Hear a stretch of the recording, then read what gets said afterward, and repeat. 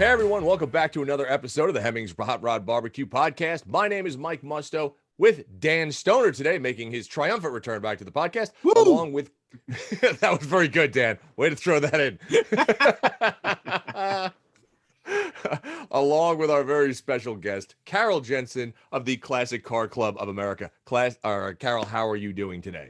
I am doing great. Thanks, guys. Awesome. So today we want to talk about classic cars, Classic Car Club of America, car culture, and basically we're channeling all of our energy into you today to give us all the answers that we're looking for. Is that okay? Great. That sounds like a heavy proposition, but I'll see what I can do. Hey, and to kind of set the stage, Carrol, I met you when we were there at the CCCA museum on the grounds of the Gilmore in Michigan back in the summer. I think it must have been the hottest day of the year, or the hottest weekend. I completely disagree. I completely agree. I think it was probably one of the hottest days of the year. It was a very warm weekend. Yeah, it was one of those 90 days, 90 degrees, 90% humidity. You're absolutely right. Yeah. And I will say, first of all, we're talking about the concept and the category of full classics, right? And full classics, and Carrol will get into this a little bit more, but roughly, full classics run from the early part of the 20th century, roughly up to just, 1948, just post-war, right? If I'm not mistaken. Absolutely. And we'll dig into that. And I will say, one of the things that I noticed when we were there visiting with you is that these full classics, I kid you not, I never thought any of them. These cars all, by the way, run at this museum, at the Classic Car Club of America Museum. And we actually got one of them running and went for a cruise in one of those things on a day that I think most new cars would struggle with. Right. So anyway, just full kudos to a car that's about 100 years old, still getting up and going for a jaunt, which was great. Absolutely. But actually, Carrol, now that I think I just teed myself up on this, if that's possible. Tell us a little bit, first of all, for a lot of people wondering, I think a lot of people have heard the term full classics, or they've heard the word classic bantered around, those kinds of things. But there is a very specific definition to the word full classic. And I'd love for you to kind of get into what that means, and then how you and the club kind of, developed around that concept. Yeah. So, the Classic Car Club of America itself was created back in 1952. So think about it, considering the cars that we like to celebrate are 1915 through 1948, as Dan said. Sure. In 1952, the group of enthusiasts that already were celebrating those higher end mark cars wanted to separate themselves and distinguish themselves to some degree from the Antique Automobile Club of America, which historically celebrates cars as of a certain period of time.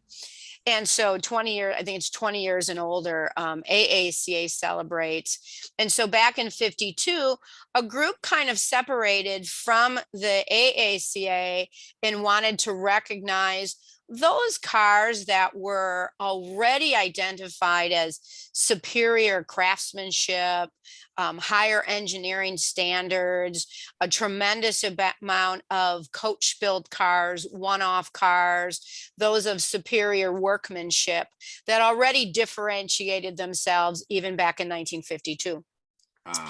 And so as a club starting in 1952, on or about 2000, 2001, the Classic Car Club of America, who had used the phrase classic car since 52, realized that everybody was using the phrase classic car.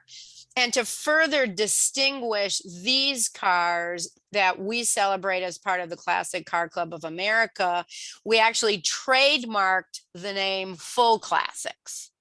And so we use that terminology going forward to identify those cars that are celebrated by the Classic Car Club of America, again, still in that period of time of 1915 through 1948. So, and I think a great point of differentiation too, Carrol, is that even from 1915 to say 48, even in the early parts, you're not talking about Model A's, right? Like that's not a full classic, and You're certainly right. like right, like a 32 Chevy isn't a full classic, right?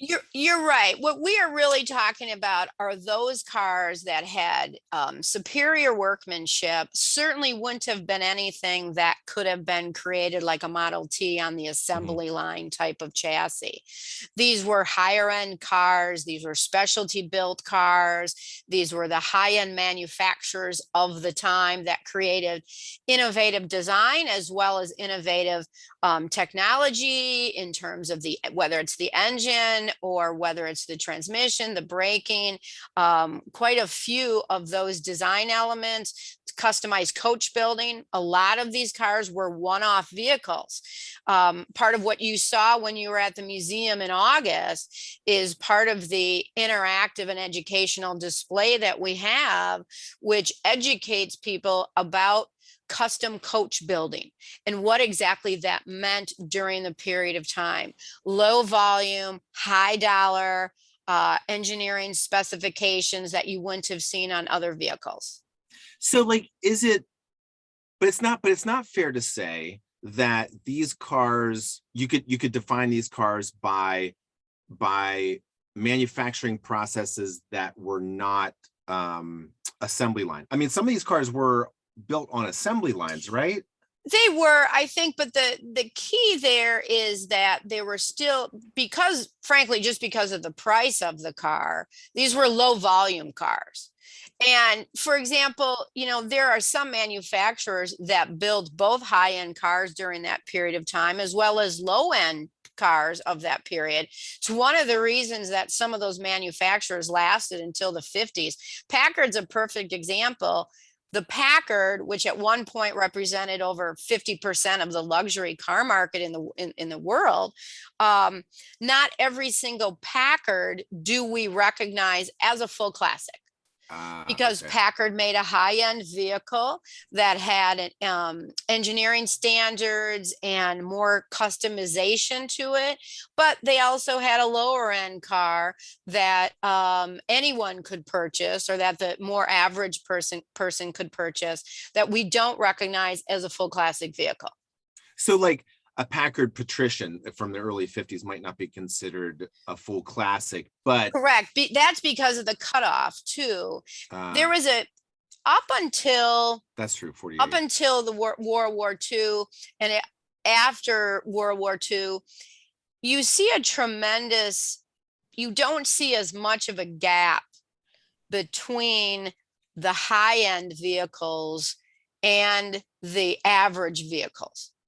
But back during that period of time of 1915 through 1948, you really saw a tremendous gap, not just in the price, but in the technology, in the quality, in the craftsmanship, on the engineering standards of these higher end vehicles that we refer to as full classics, and those that were more mainstream that you can talk about in terms of a low assembly line process, or were more mass produced vehicles as opposed to those higher end vehicles. Now, would a full classic also be restricted to American marks? Absolutely not. Some of the most well-respected classics not only are sports cars, and I tend to think of sports cars as the Bentley and the Bugatti, and so certainly not just American cars. The list of full classic automobiles, Alfa Romeo, Rolls Royce, Jaguar, those cars are all included in a variety of those cars and subsets, and to some degree, all of those cars would have been deemed full classics. Oh, okay. So like, I don't know. Like, I think of like some of the cars I've seen in museums, like Hispano Suiza, or something like that's sort of exotic like that, or some Italian mark or something like Absolutely. Okay. Absolutely. There's a comprehensive, inclusive list of those cars that we deem at this time and place as full classics. Alfa Romeo would definitely fit into that. Lancia. I think of the list of cars I mentioned Jaguar and Bugatti, also Renault, Hispano Suiza, Delahaye, Delage. I mean, those are all those cars that you think about when you think about high-end automobiles, in addition to Packard and Cadillac and Auburn and Cord and Duesenberg. So it really does include all those European marques as well as the American cars. Like Pebble Beach stuff, right? Absolutely. Like Pebble Beach stuff, Amelia Island stuff. But I never want people to think that because it's Pebble Beach stuff or it's Amelia Island or Hilton Head stuff, that it's not cars that are driven. That's a big thing, right? Because It I just is. assumed that these things are under glass like a Fabergé egg, and they never get to, you can't touch them, you can't breathe on them, Right. They never get out on the roads. Right. There's like some disconnect, but that's exactly what some of the things that you guys are trying to basically fight and combat, right? Absolutely. I mean, these cars were meant to be driven. I mean, think about how these cars were constructed and how they were built, and the supercharged vehicles that, supercharged engines were developed during this time, and it was to drive these cars. One of the things that the Classic Car Club of America likes to do, in addition to those judging meets, which serve as a basis for people to learn more about their car and to see what things they could improve upon in their car. But one of the biggest things the Classic Car Club also does, which is often sold out, is our caravans.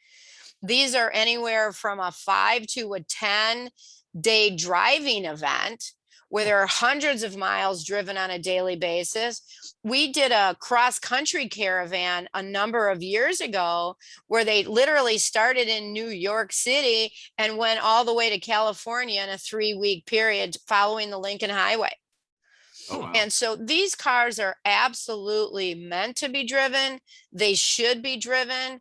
I don't like to see, for me personally, I don't like to see them in large collections where they never get out, or trailered from Concord to Concord where they're never driven.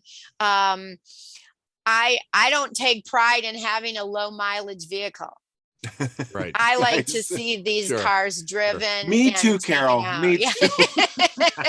Well, Carol, let me ask you a question. So the average age of the ownership of these cars, right, is obviously probably a bit more advanced, but we have kids that are very, very interested in this stuff. So what is Classic Car Club doing to kind of entice that younger generation to get in there? Because now, when kids see a new car today, they're very cookie cutter, right? They're right. Everything is the jelly bean that runs along, and sure, it's they're just normal. There's no real differentiation between the marks and or the looks of the vehicle. Whereby when you talk about these full classics, they're stunning, right? The workmanship, people don't understand that these were truly hand-built, hand-formed machine. And is it difficult to get a younger generation involved in this? Or is it one of those things where when they see it, they just immediately perk up and go, how does all this stuff work? Yeah, that's really what it is, Mike. So let me, we didn't state this at the beginning. So I'm the immediate past president of the Classic Car Club of America. Mm-hmm. And I served on the board for the Classic Car Club of America for 11 years. I spend more of my time right now focused on the CCCA museum, which we'll talk about.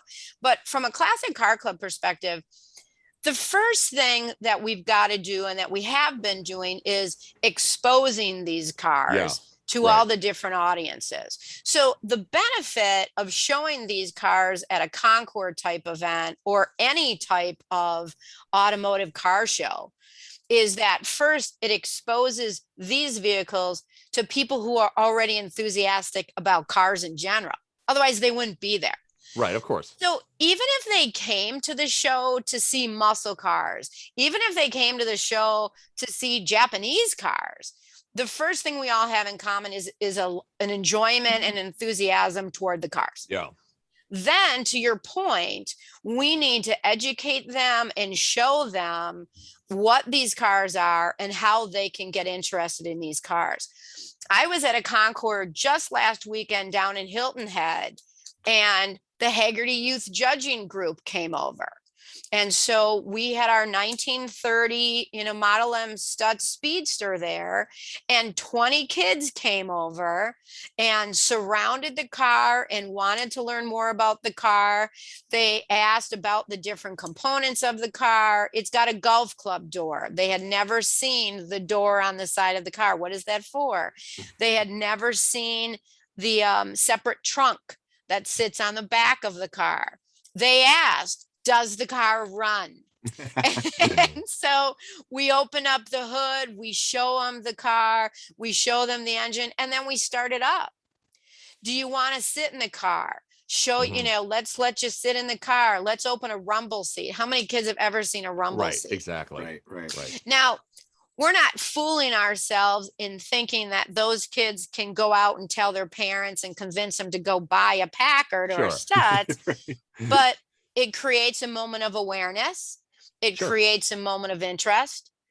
My husband's earliest memory, he's a second generation member of the Classic Car Club. His earliest memory, 5 years old, getting a ride in a race car, which was a full classic, around a dirt track. And those are the things that we hope stick with the young kids as they move forward. In terms of, getting additional members and encouraging people to join the club, we're realistic in thinking that the people that we're going after right now are probably in that 45 to 55-year-old range who are starting to have not only disposable income, but they're also starting to have some time on their hands. Right. Because before that, they've got kids and they've got those responsibilities and soccer every weekend or baseball games out of state. And so it's focusing our attention on, young people, absolutely, but also who are those new members and who are those, fresh members that we can bring on board. It was funny you mentioned too, Carol, about like just the experience or the interaction between kids. Kids, let's for argument's sake, say under 30, right? Sure. Especially in the full classics realm, right? But then and Mike, you probably saw this too. I saw a meme. I've been seeing a meme kind of like circling the social media platforms right now, where it shows a valet parking sign, and on the actual sign is another sign that taped that says no stick shifts. In the valet parking, right? Like, so true. And people are like, oh, I can't believe it. This is the problem with the world these days. They're like, well, maybe that's because we, as now an older generation with a little more time and disposable income on our hands, maybe it's our job to actually expose an under 30 crowd to a stick shift, much less a full classic and things like that, right? Like maybe it's our fault. Right. Well, I mean, I think when you look at that, right, when you talk about a stick shift, now anybody who's, I want to say, over 30 years old, in my opinion, you really need to know how to drive a manual transmission. Like, you really need to do. But what I find interesting is that if you've put somebody, say, 55 years old right now, and you put them in something like a Model T, how many people are going to be actually able to drive that? Yeah, right. One. Yeah, maybe. Right. And that's the whole thing. And that's where I think the education process is so important about these things. Like if you were to tell somebody, on one of these full classics that, yeah, there's a crank in the front to start it, and then you get the T handle and you bring it out and you spin it around, that would blow their mind, because it is, while it's the most basic of basic technologies, right? It's something that hasn't been seen in over 100 years. Right. And or almost 100 years. So it's one of those things where it's such an engaging piece of an automobile. And I think that's where, when we talk about the vehicles of today, there is no interaction. There's no kind of driver/vehicle engagement. It's an appliance whereby there were so many things you had to know about classic vehicles in order to just get them moving down the road. Right. It wasn't just turn the key and go. Right. And you're right. The things on today's cars are just distractions. The Absolutely. screens, the GPS, that's all distractions. Back in the day, it was a Model T is the extreme, because a Model T, sometimes I wish I had 3 legs and 3 hands, Yeah, because yeah. it's so much to do to drive. But on the flip side, to your point about the manual transmission, the standard 3-speed, the 4-speed, the cars have that. Once you learn how to drive a manual transmission, Yeah. you can successfully get into any one of these cars. Now, obviously, they all have their nuances. Sure. The older cars, if they don't have the synchro mesh, you're going to double clutch up and down, sometimes just up or up. But the enthusiasm is there. I mean, all you have to do, Dan, we were talking about being at the Gilmore campus. Yeah. The Model T school that runs That's fantastic. at the Gilmore campus is constantly sold out. When That is young people wanting to learn how to drive a Model T. That is so such funny a you cool that. program. Yes, really, and and- that's Well, I was gonna say, I would tell you, like, when I was there, for everybody listening, it's like, I just thought because we were there to shoot some video and actually, to develop this like video program and generate some digital content around this, I thought, oh man, what a great thing. This, this Model T driving experience. There, I saw half a dozen of these things driving around. I thought, oh, this is great. I'll just jump in one of these and we'll go. Like, no, Dan, there's a schedule. You can't get on the Model T driving schedule till 2022. I'm like, yeah, got it. Yes. And that's the thing. It's a sold out program. It really is. If we could get more people to be introducing that program, I mean, that is proof positive that young people want to be engaged and they want to learn more about these vehicles. Well, in this period of time. Well, I think that's a great segue into the museum itself, because, on the campus, and this is sort of, unlike any other, museum experience I've had. I've been to a bunch of museums in my lifetime, but the Gilmore is really this big, giant 90-acre campus that has a bunch of individual independent museums on it, right? So you can actually go to the Gilmore and sign up for that Model T driving experience, and you get to actually drive this thing with 3 pedals, and there's no gas pedal where you think it is, and there's no brake or clutch where you think it is, if you don't even know what a clutch is. But then literally you can actually very slowly and methodically drive right past the front entrance to the Classic Car Club of America Museum on that campus. And I would love to hear more about just that museum, Carol, and how it came to be. It's got an interesting history, what you can expect when you go there. Yeah, I mean, that's one of the things. When you belong to a club and you want to be able to show people these vehicles, educate these people to what we are, and find a place, frankly, to preserve these vehicles other than driving them and keeping in your garage. A group of the members of the Classic Car Club of America founded this museum. It was I think the first independent club museum on the Gilmore campus back in 1982.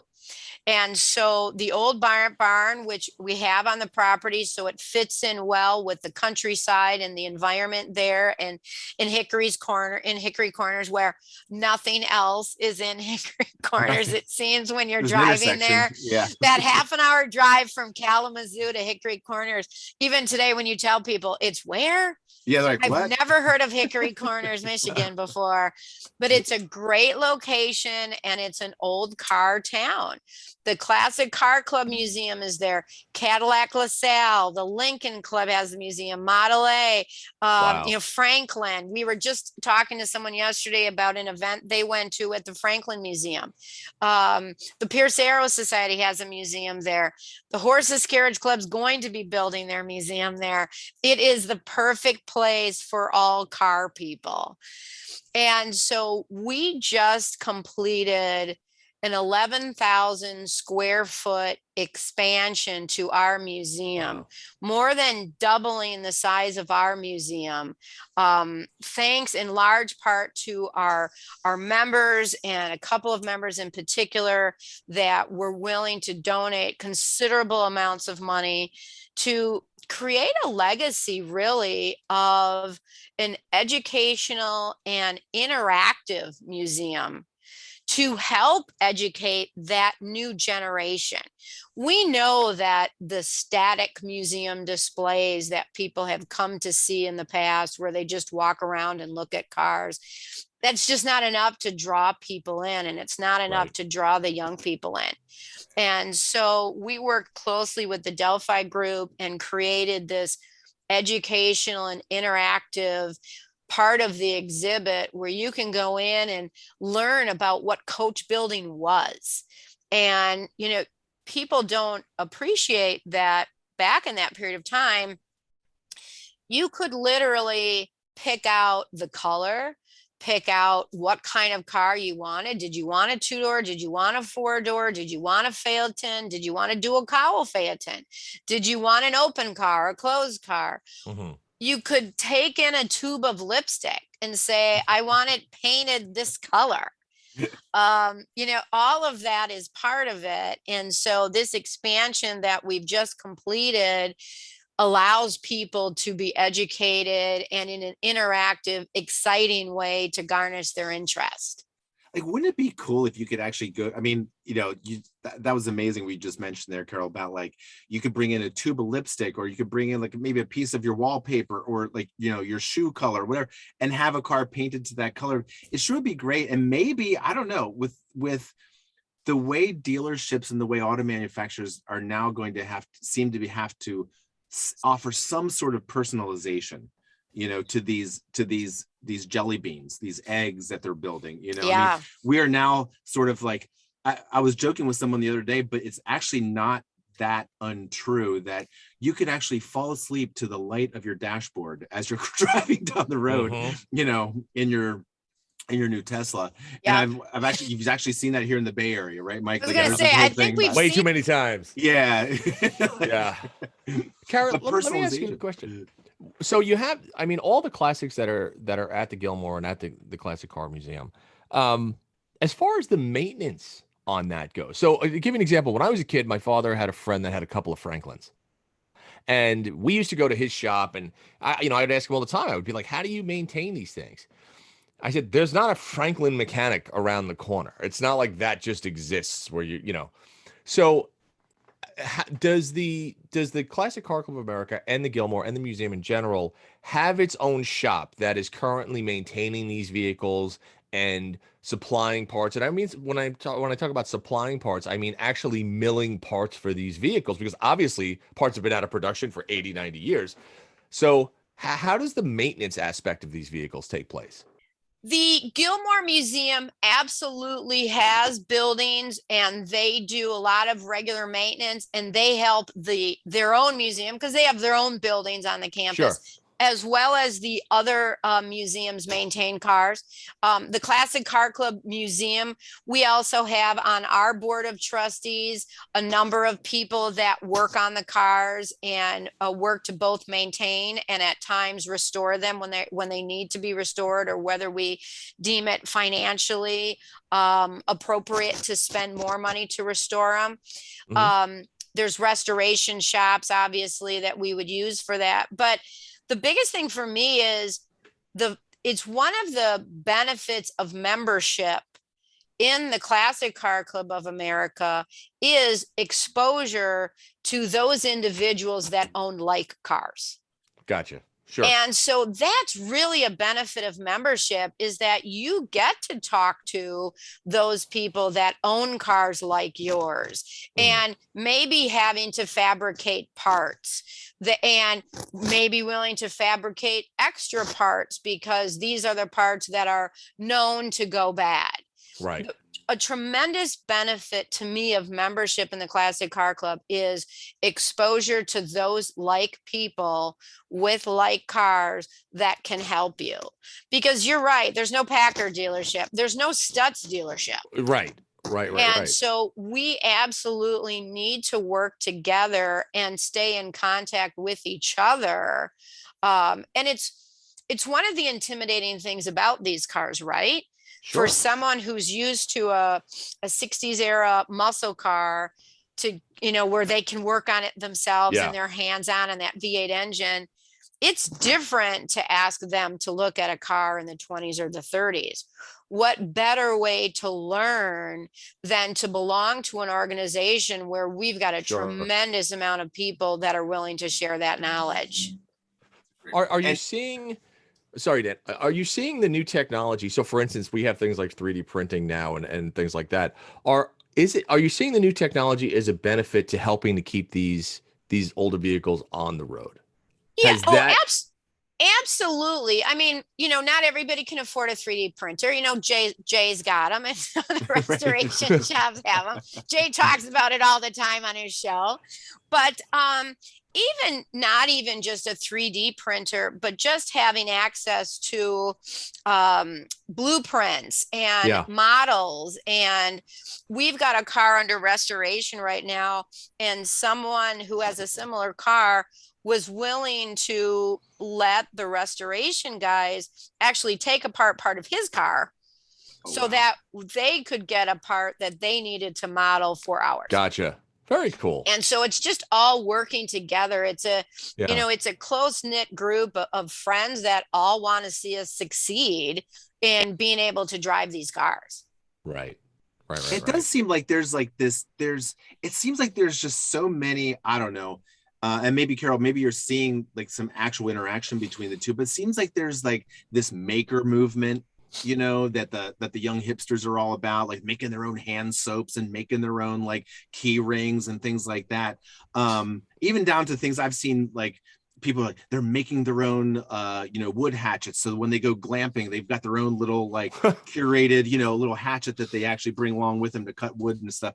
It seems like there's this maker culture could really very almost easily kind of embrace the world of full classics because of that kind of one-offness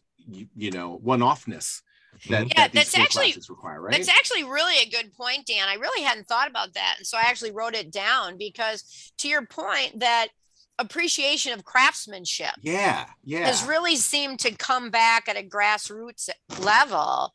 And so I think there is something to be said for that. And an interesting something to explore with respect to that type of thing. The other thing that's interesting is how some of what we're doing crosses over.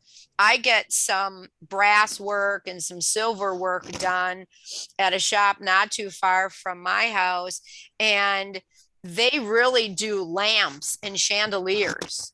Right. And so they don't, they're not used to doing a lot of car parts, but over the years, they've started to do car parts. They've started to do even boat parts for restoration, that metal work. And they're very interested. When I first brought in a couple of parts to have, whether it's to have stripped or whether it's to have coated, just the look on their face of, what is this thing? Right. Sure. Did you say sleeve valve? Yeah. Like, right. What?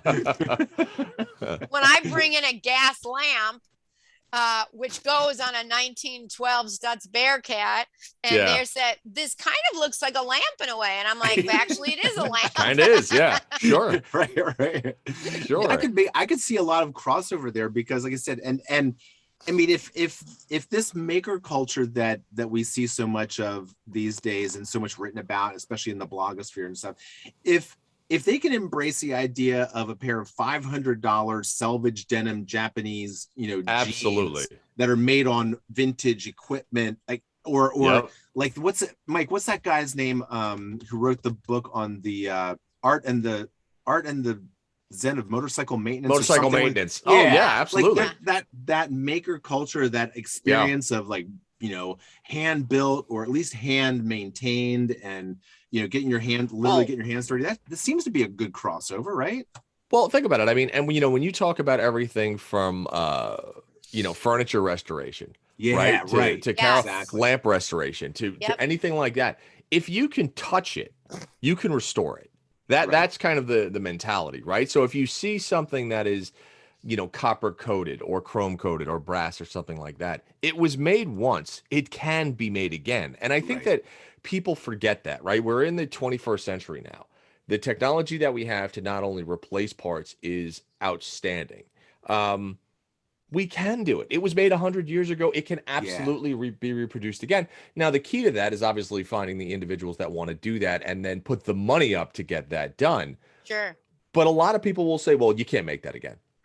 They made it It's like, 100 well, years ago. We can make Yeah. anything we exactly. want. Right. Of course we can. Exactly. We can totally make it again. My Right? car won't run unless we can figure out how to make that again.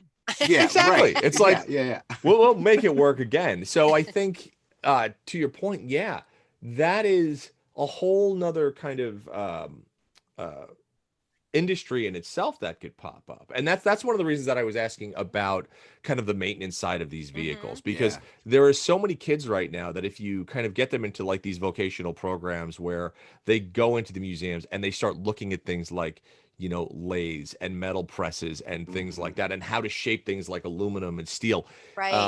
all of a sudden their eyeballs just kind of pop out of their head, because everybody is so pre-programmed right now that it's, you have to do this and go to college and do this. And you look at the trades like this, Yes. and, like college and stuff is not for everyone. There Right. are people Right. that don't want to do that. And so if you can kind of transition them into something like, automobile restoration, fabrication, welding, things like Right. that. Oh my God, it just opens up such an enormous amount of opportunities for young people today.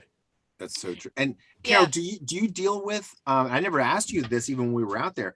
Do you work at all with things like McPherson College or the Academy of Art? Yeah. University. I would say we don't work with them enough.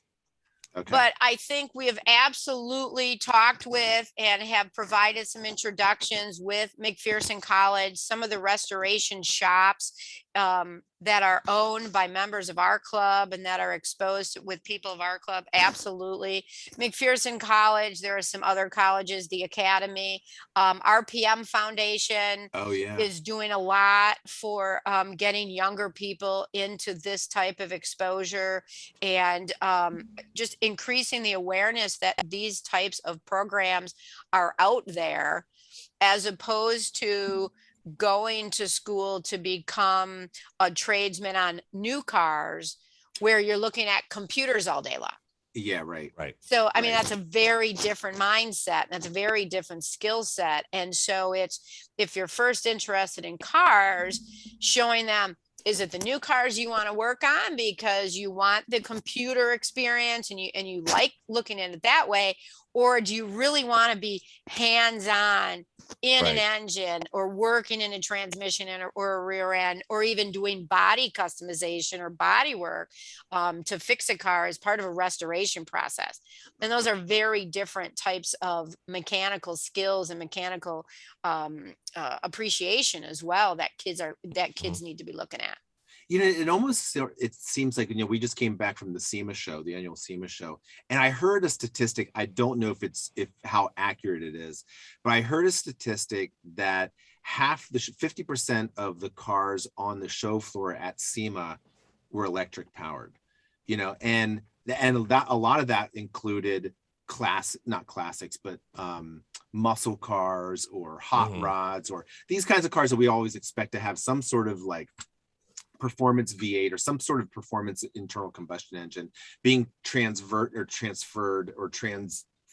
into these electric cars. Right behind our booth, there was an electric motor brand that was an upstart startup, and they actually had a Porsche in their booth and showed how this thing was done and how they converted the thing to electric. But it seems like, well, one, I can't imagine the category of full classics ever being considered for electric transplants, simply because it seems like, even more so than some other cars, it would just sort of rip the soul out of the car. It wouldn't make a whole lot of sense. And then secondly, maybe that's actually a good thing. Maybe the category of full classics is the category that remains untouched, and that is sort of the antidote, to what seems like the soul crushing element of electrifying cars. You know what I mean? Or am I just being biased? I'm biased in the same way. And so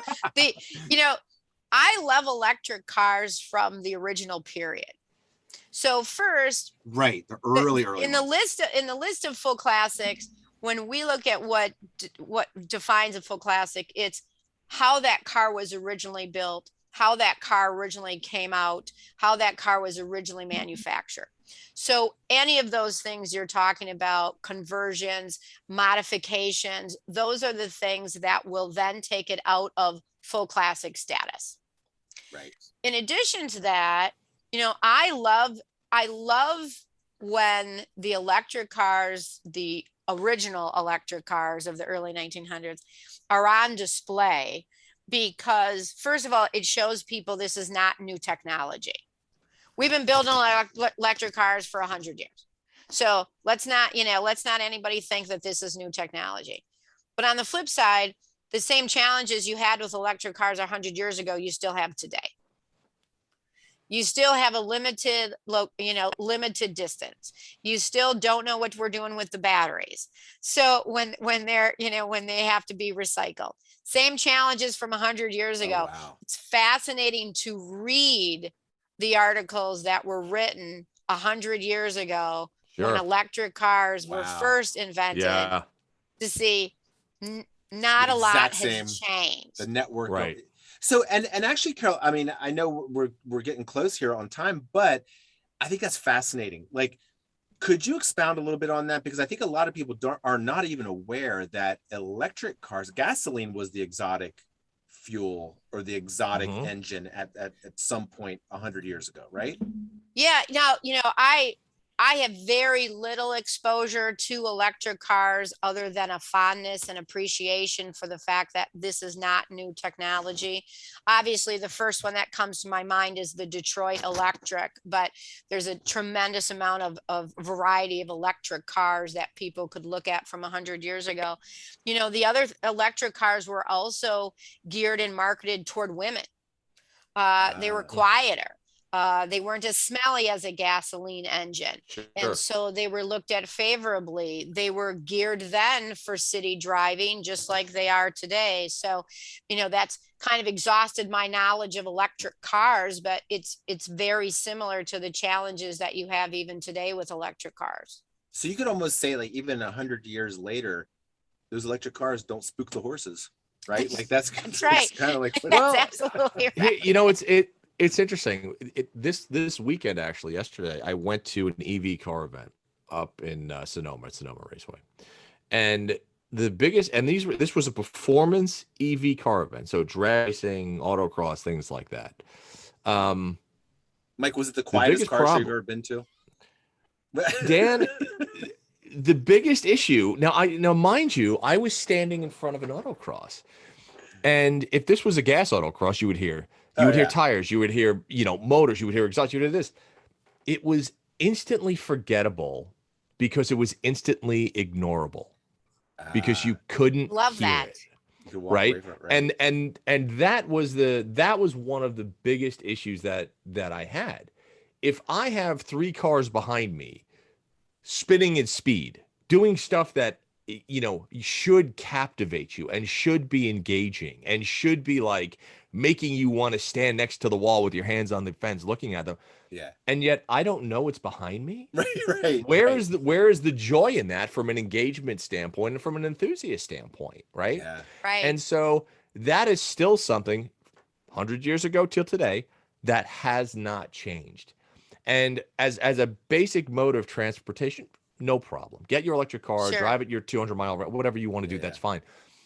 But when you look at these classics that are slow, and there were 5 or 6 like really wild EV conversions. There's an old DeLorean, there was a pickup, there was an old Plymouth Satellite. They looked great, but I want to hear them. I want to feel them. I want to smell them. I want to be engaged by them.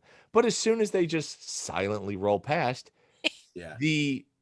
again, if you could ignore it, right? If you can't hear it, you can ignore it, and that's my fear. So I'm one of those guys, and I always get yelled at for this, for saying no. You can't rip the engine out of a classic because that's the heart and soul of it. Yeah. Oh gosh, yes. Right. There's other worse words for what you're talking about that we won't go into. Oh yeah. But, Right. But yeah, when you get to a point where you have to add artificial noise Sure.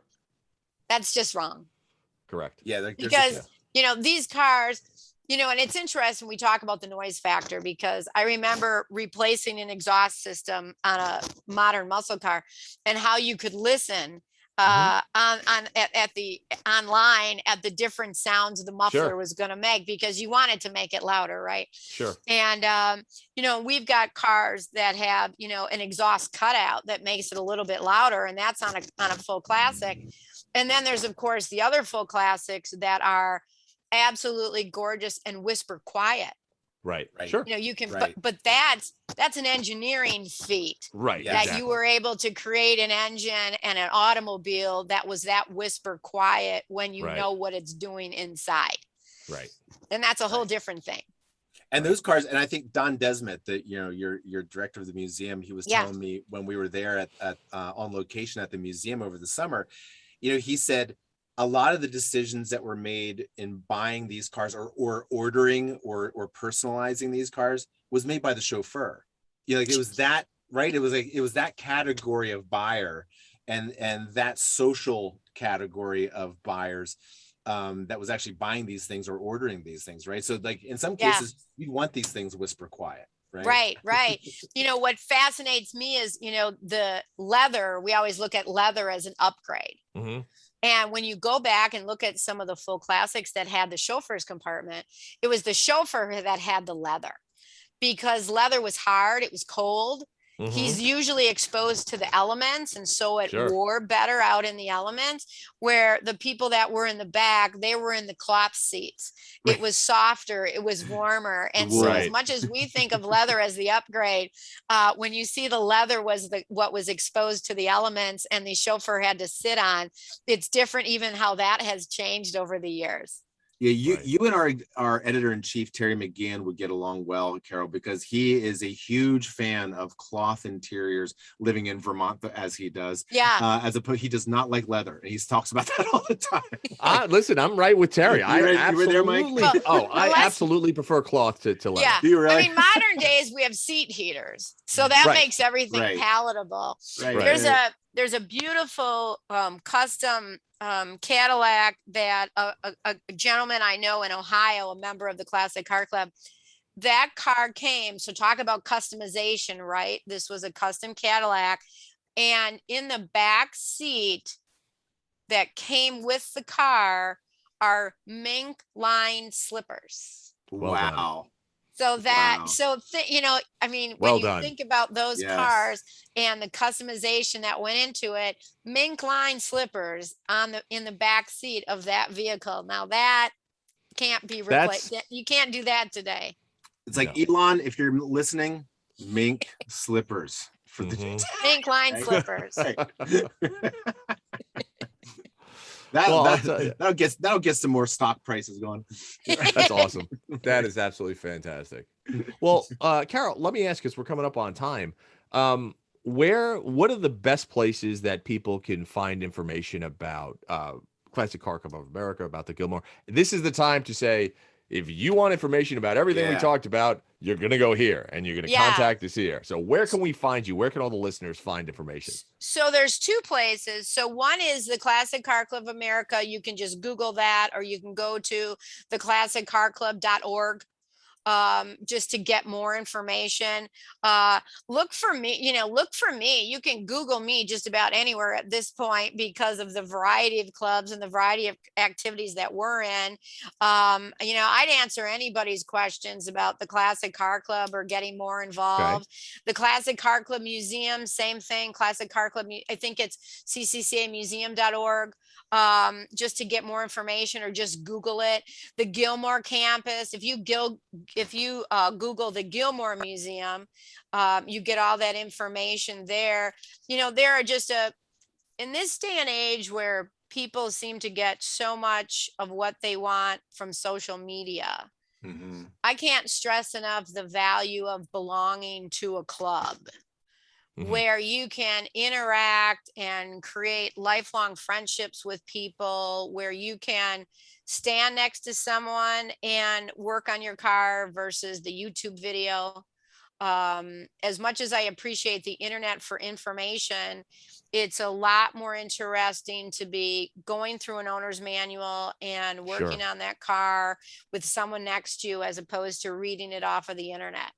And I just Sure. think I think clubs have a tremendous value that people need to better appreciate.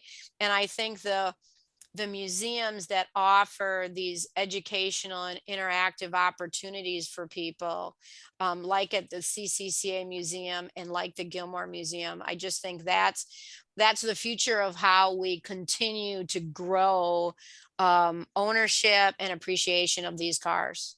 Well, and here's something too, Carol. I think it's important for the listeners to know too. Do you have to own a full classic to be a member of the CCCA?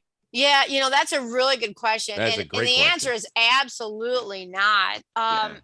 It's a great club to get into if you just have that initial You're interest. just interested, right? Great Yeah, question, let's Dan. get Yeah. you in. And you get Yeah. exposed to so many Right. different cars Right. that it helps you to better understand what you might gravitate toward, what car you may wish to own someday, which car that the club is great for not only sharing information, but even just, hey, come for a ride in my car. Yeah, Hey, right. why don't you drive my car? Do that Mhm. caravan thing. Just go on the caravan, Absolutely. right? Sure. Yeah. Take And a just very getting slow to- ride across the country. Yeah, and just getting to know people where they say, come over and drive my car, see if you like it. Yeah. Yeah. I was talking Yeah. to one guy. There was a guy at the museum who I think he said that it was 50. He had been a member for 15 years before he ever even owned one, which is great. I thought that was That's amazing. great. That's fine. That's great. Yeah, Absolutely. perfect. Absolutely. You get so much exposure, the camaraderie, the friendship,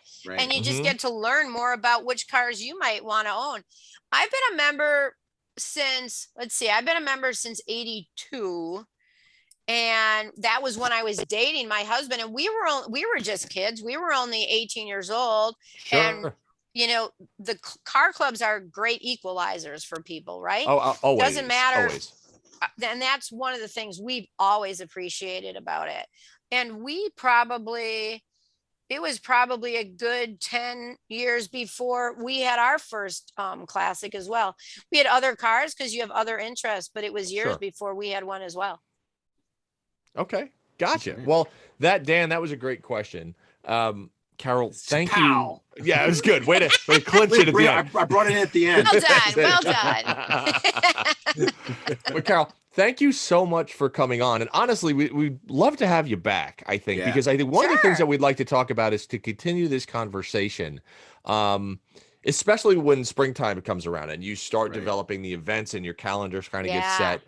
Because I think anything we can do to kind of promote that and get the word out to our listeners about, listen, there's an event at the Gilmore Classic Car Club that, even if you do not have a car, sign Right. up, go, appreciate, attend, and kind of enlighten yourself, because these cars they've been around for 100 years. There is no reason Literally. they can't be around Yeah. for another 100 years. Absolutely. Yeah. But in order to make that Absolutely. happen, we have to get people interested in these cars. We have to get them through the doors of the museum to sign up for the club and to just educate themselves on it. Right. So I think once 2022 comes around, we might be knocking on your door again to come back on Yes. and give us a little more insight, which would be wonderful. Yeah, Dan knows I love talking about it. I love, reaching out and bringing new people into it. So you just feel free to reach out anytime. It's hard to get That's Carol to wonderful. talk about this stuff. I know, I can see that. It's It's not easy. this show Yeah. has just been a hash. I Like, don't know. Pulling it's teeth. like pulling teeth. It's like pulling teeth. Carol, thank you so much for Yeah, coming thanks, on, and we'll Carol. chat with you very soon. All right, good to see you guys. Thanks. Take care. Thanks for listening, folks. And again, please subscribe to the Hot Rod Barbecue podcast. If you're on Spotify, check us out there. Subscribe to it on iTunes. And if you are going to go to YouTube, make sure you go to the Hot Rod Barbecue podcast and hit that subscribe button, and we'll come to you every week.